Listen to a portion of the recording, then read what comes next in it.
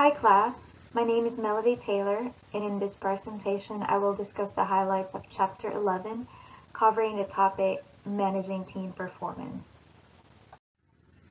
From the very beginning, we have been focusing on measuring employee performance and how to improve it on an individual level. However, the organization also involves groups of individuals that are working together toward the same goal. Evidence also exists on how teamwork has contributed to the overall success of the Fortune 100 companies. So in this chapter, we will define the team and its importance to the organization. We will identify the different types of teams and its implications for performance management. We will also know the purposes and the challenges included in the design and implementation of team performance management system. We will learn how to design and implement performance management system that includes the team performance. And lastly, how we can reward performance produced by a team. The author defined team as a place when two or more people interact dynamically and interdependently and share a common and valued goal, objective, or mission. Therefore, team members do not necessarily have to meet in person, face-to-face, in order to accomplish their task and achieve their goals. As long as the members communicate and work together, they are considered members of the same team. The common structures of teams are autonomous work groups, process teams, or self-managing work teams. Now, why are teams so prevalent in this generation? First, there is an increasing level of competition across the globe that working as a team is believed to be a way to improve productivity. Second, organizations that went through downsizing and restructuring found flexibility in using teams instead of keeping the hierarchy system. Third, companies want to come up with unique products and services and became more complex that it takes a team of innovative people to come up with creative ideas. Finally, teams are more susceptible and adaptable to changes than individuals working alone. Teams can be classified based on complexity and membership configuration. In terms of complexity, a team can work on routine or non-routine tasks. The routine tasks are well defined and have specified ways of doing things without much flexibility. On the contrary, non-routine tasks are not as well defined as the routine tasks and no specified methods of doing the work. The membership configuration talks about how long the team is expected to work together and the permanency of the membership.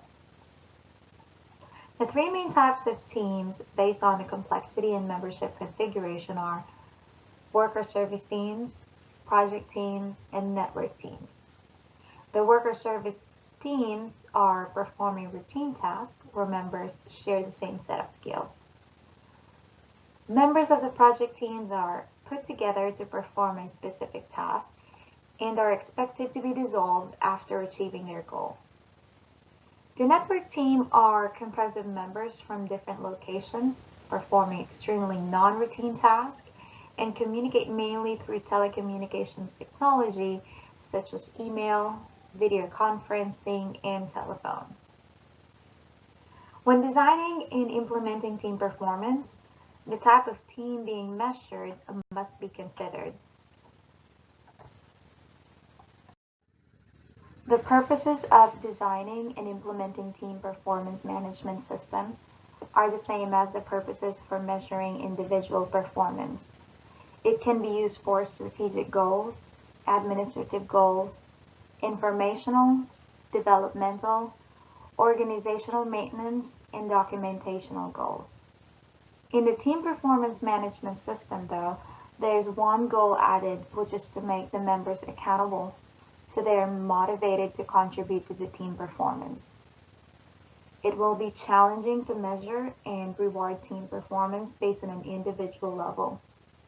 There is a tendency to create confusion and could even result to a disaster by focusing only on the individual goals and not contribute to the team goals. If an organization wants to add a team component to the performance management system, the following questions must be answered. Number 1, how do we assess relative individual contribution?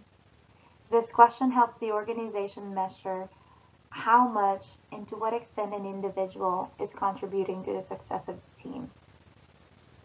Number 2, how do we balance individual and team performance? This helps determine how we can achieve a good balance of measuring and rewarding individual performance that impacts the team performance. Number 3, how do we identify individual and team measures of performance? This helps the organization to identify measures of performance that are meant for individual performance versus the team performance and how the rewards are going to be allocated. In designing team performance management system, we must follow these 6 basic principles. Number 1, make sure your team is really a team. There must be an actual team existing. Number 2, make the investment to measure. It takes time and effort to measure team performance, so we need to make sure that the organization is ready to invest what is needed. Number 3, define measurement goals clearly. The purpose of how the information will be used must be identified before designing measures team performance. Number 4, use a multi-method approach to measurement. Determining measures of team performance is complicated and would require several different methods and sources. Number 5, focus on process as well as outcomes. The emphasis must be given on both types of measures. And number 6, measure long-term changes. Team performance must be reviewed for both short-term and long-term process. We can utilize the same basic components used for individual in designing performance management system that includes team performance.